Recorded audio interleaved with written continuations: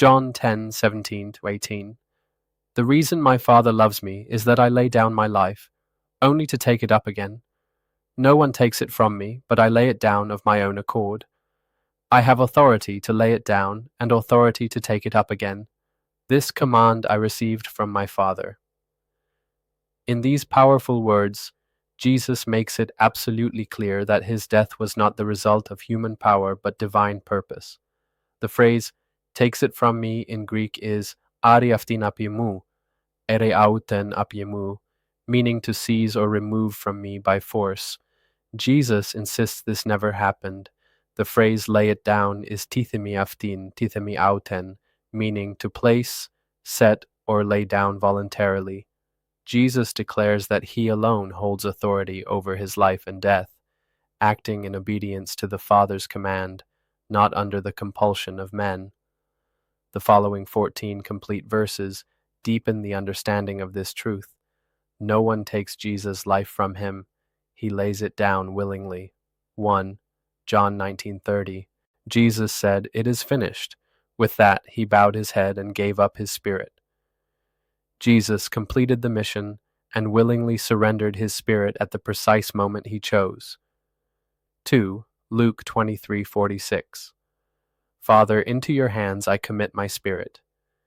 Jesus intentionally entrusted his spirit to the Father, fully in control of his death. 3. John 10:11. I am the good shepherd. The good shepherd lays down his life for the sheep. Jesus, the good shepherd, laid down his life out of love, not compulsion. 4. Philippians 2:8. He humbled himself by becoming obedient to death, even death on a cross. Christ's death was an obedient act of humility, not a forced execution. 5. Isaiah 53:7. He was led like a lamb to the slaughter. He did not open his mouth. He submitted silently, willingly fulfilling the Father's redemptive plan. 6. Matthew 26:53-54. Do you think I cannot call on my Father? But how then would the Scriptures be fulfilled? Jesus had the power to resist, but he chose to fulfill prophecy. 7. Acts 2:23. This man was handed over by God's deliberate plan and foreknowledge. Jesus' death followed God's eternal purpose, not man's manipulation. 8. Hebrews 9:14. Christ, who through the eternal Spirit offered himself unblemished to God. He offered himself willingly, making his death a perfect sacrifice. 9. Galatians 2:20. The Son of God who loved me and gave himself for me. Jesus gave himself personally and voluntarily for our redemption. 10. 1 John 3:16. Jesus Christ laid down his life for us. Love moved him to lay down his life. He was never overpowered. 11. Mark 10:45. To give his life as a ransom for many.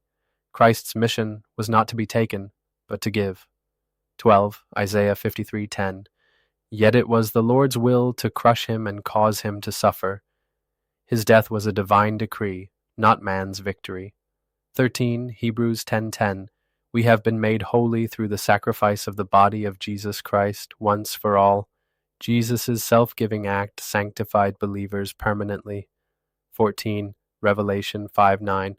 You were slain, and with your blood you purchased for God persons from every tribe. His voluntary death achieved the eternal redemption of a people for God. Conclusion: Jesus' death was not an act of human dominance, but of divine obedience. No one could take his life. He gave it freely to fulfill the will of the Father. His authority, love, and sovereignty were on full display at the cross. Trust in the power of his willing sacrifice. Amen.